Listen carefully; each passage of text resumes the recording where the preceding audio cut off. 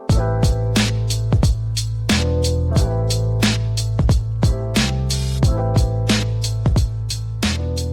I'm Alex. Welcome to Ponzinomics, the show about the oldest story in finance. Someone borrows against a future that doesn't exist, runs out of road, and takes everyone else down with them. The names change, the mechanism doesn't. I'm Sam. Today we start with the biggest one in recent memory, an exchange that at its peak was processing billions in daily trades, had naming rights on a basketball arena, and was being talked about as the future of finance, FTX. And the man who built it, my namesake, Sam Bankman-Fried. Or SBF, as everyone called him. The dishevelled genius with the curly hair who slept on a beanbag in his office and pledged to give away everything he ever made. Right, that guy. Let's talk about him. To understand the collapse, you have to understand the myth first, because the myth was doing enormous work. SBF wasn't just a crypto founder. He was positioned as the acceptable face of an industry that desperately needed one. He testified before Congress. He wrote op-eds calling for sensible regulation. He turned up to high-profile dinners, looking like he just rolled out of bed, which people read as authenticity. The beanbag. We have to talk about the beanbag. The beanbag. The man was running a multi-billion-dollar exchange, and he made a point of telling people he slept in the office on a beanbag. And everyone took this as a sign of dedication and genius. Nobody said, hang on, that's the behavior of either a workaholic or someone who doesn't want to go home because there's nothing to go home to because he spent all the money. To be fair, that reading requires hindsight. Does it though? The other thing that made him bulletproof, at least initially, was effective altruism, the philosophy he publicly embraced. The idea that the morally correct thing to do is earn as much money as possible, as fast as possible, by whatever means necessary, and then give it all away. He said he was going to die broke, donate everything.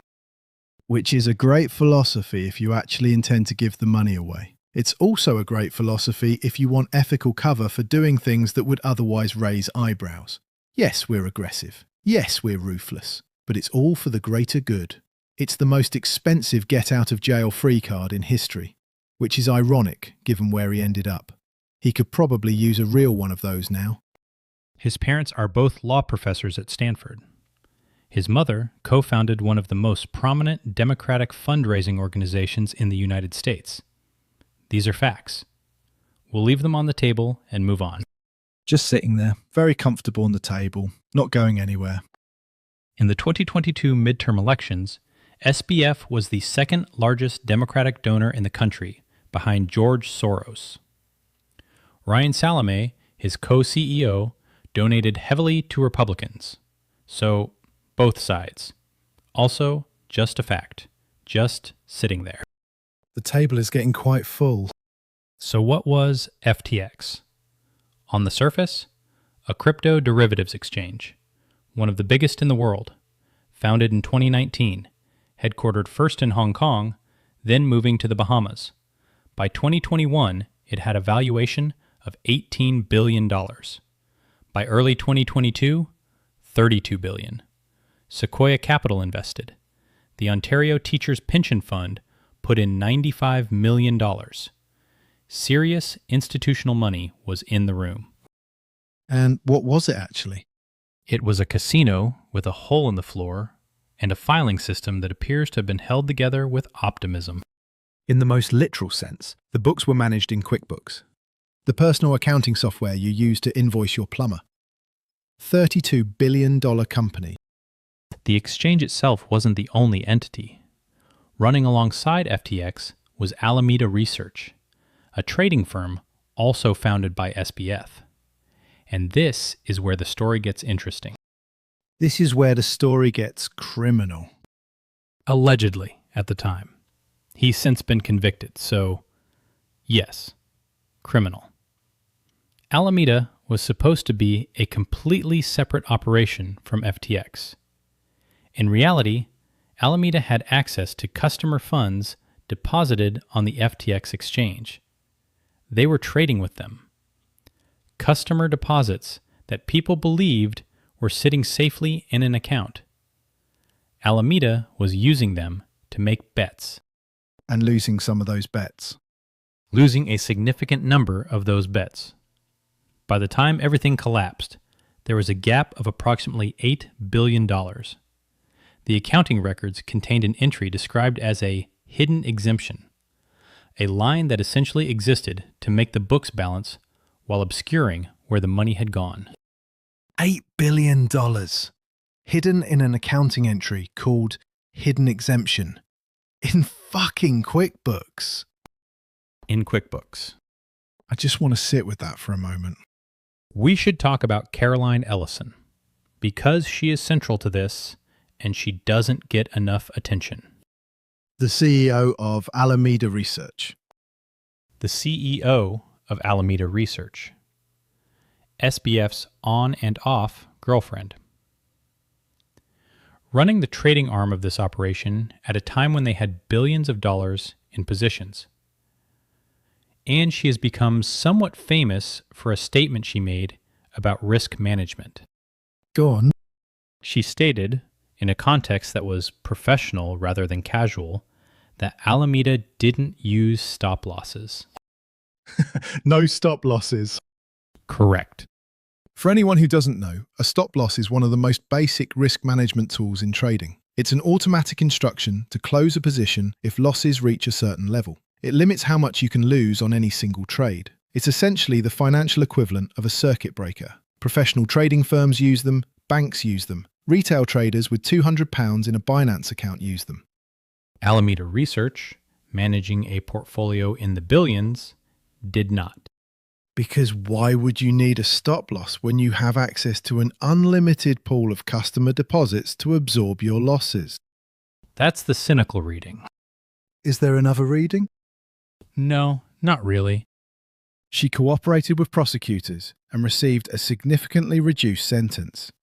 2 years as opposed to SBF's 25. Make of that what you will.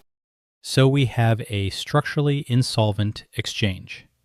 A trading firm using customer money, no stop losses, and $8 billion missing. How does it actually collapse? Enter Changpeng Zhao, CZ, or as you lot call him, CZ, the founder and CEO of Binance, which is FTX's main competitor and the largest crypto exchange in the world. In November 2022, CZ posted on Twitter that Binance was liquidating its entire position in FTT, the native token of FTX. Binance held a large amount of FTT as part of a previous deal where they'd sold their stake in FTX back to SBF. CZ announced they were selling it all. And then something happened that you simply could not script. Caroline Ellison, CEO of Alameda Research, the trading firm secretly using customer funds, responded to CZ publicly on Twitter. She offered to buy every single FTT token Binance held at $22 each. She was attempting to negotiate a bailout of a structurally insolvent exchange in public, in tweets, in real time. CZ declined. 2-word reply. No thanks. And that was that. FTT's price collapsed. What followed next was a classic bank run. People saw the largest exchange in the world dumping FTX's token. They panicked. Withdrawal requests flooded in, $6 billion in days. FTX couldn't meet them because the money wasn't there. CZ then said Binance would acquire FTX, a bailout. He walked away within 24 hours after seeing the books. Here's where it gets interesting, and we want to be clear. We're presenting questions, not conclusions. There are 3 theories about what CZ actually was in this story. Theory 1. He was the good guy. He saw a competitor in trouble, tried to help, looked at the numbers, and realized there was no saving it. A responsible decision by any measure. Theory 2.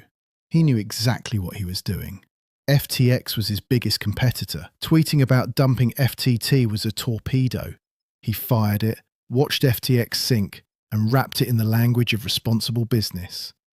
The acquisition offer was theatre. Due diligence was always going to find what he suspected was there. Theory 3, and this one has been floated by various analysts, is that the timing was convenient for Binance. Because Binance itself was under regulatory scrutiny at the time, Z would later plead guilty to money laundering violations and serve time in a U.S. federal prison. The argument goes that a catastrophic collapse elsewhere in crypto redirected attention at a useful moment. 3 theories. Genuinely don't know which is true. Possibly a combination of all 3. What we do know is that CZ is a convicted criminal. That's not a theory, that's a matter of public record. And he was the man who lit the match. Whether he knew there was a gas leak or not.